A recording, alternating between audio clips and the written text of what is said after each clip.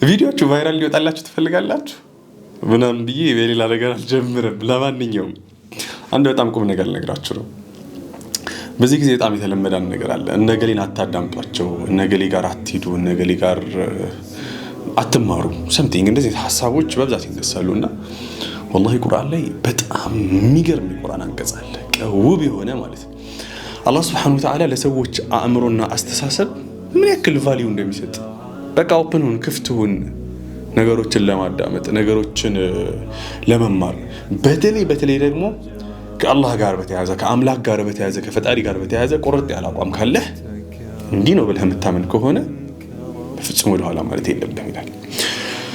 አስቡትማ በረሃ ላይ ያሉት እነዚህ ሰዎች ስለ ከተማ ምንም የሚያውቁት ነገር የለም።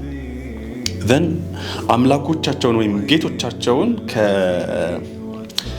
ከቂጣና ከቴምር አንድ ላይ ቀላቅለው ይሰሯቸውና ከዛ ያመልኳቸዋል። እነዛ ዘን ጉዞ ሲወጡ እነዚህን አምላኮቻቸውን ይዘው ነው የሚወጡት።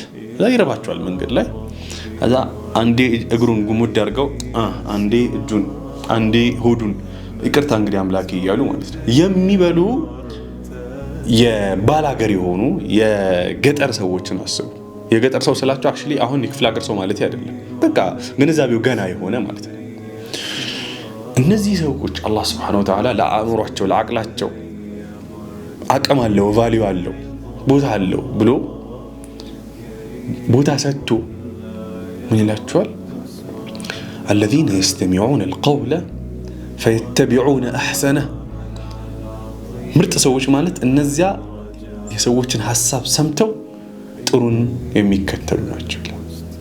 يستمعون القول فيتبعون احسنه ይህ መላእክት ያሉኑ ሰዎችስ جعلوا اصابعهم في اذانهم واستغشوا ثيابهم واسروا واستكبروا استكبارا وقال الذين كفروا لا تسمعوا لهذا القول والغوا فيه لعلكم تغلبون እጅ ለካሳብ ሲሰማ ላለመስማት ጆሮ እንደዚህ ጆሮ መያዝ በመደባበቅ ምናምን መሸፈን እንዳይሰማ ይሄ ደግሞ የማህይም ካራክተር ወይ መጫጫ ወልገው فيه لعلكم تغلبون ቁረይሾች እንዳሉት ቁርአን እንዳይሰሙ ማለት ነው። ሰዎች ልክ እንደዚያ ነገሩን ከለሩን ቀይር አድርጎ አሁን ይሄ ነገር ምን እየተባለ ነው ያለው?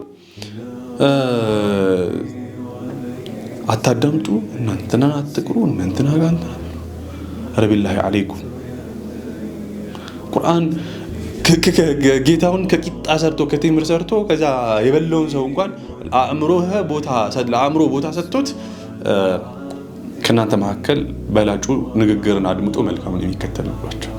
እና እንዴት ነው በሰው አቅል የሚቀለደው? እንዴት ነው ከኔ ውጪ ላንተ ማንንም ያቅልህ የለም እየተባለ ያለው?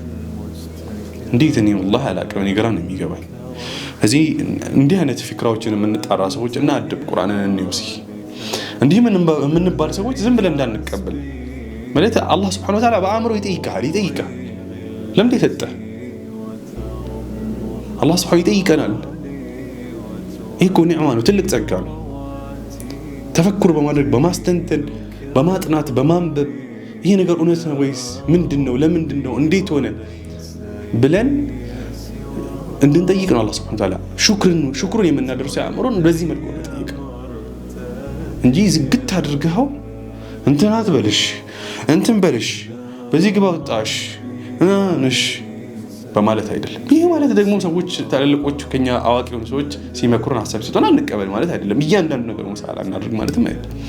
ግን ዝግነት ኋላ ቀርነትን ያስከትላል። ላለንበት ኋላ ቀርነት ምክንያት ከሆነ ነገሮች መካከል ነው ኦፕን አለመሆን፣ ክፍት አለመሆን። ሰላም አለይኩም ወራህመቱላሂ ወበረካቱሁ።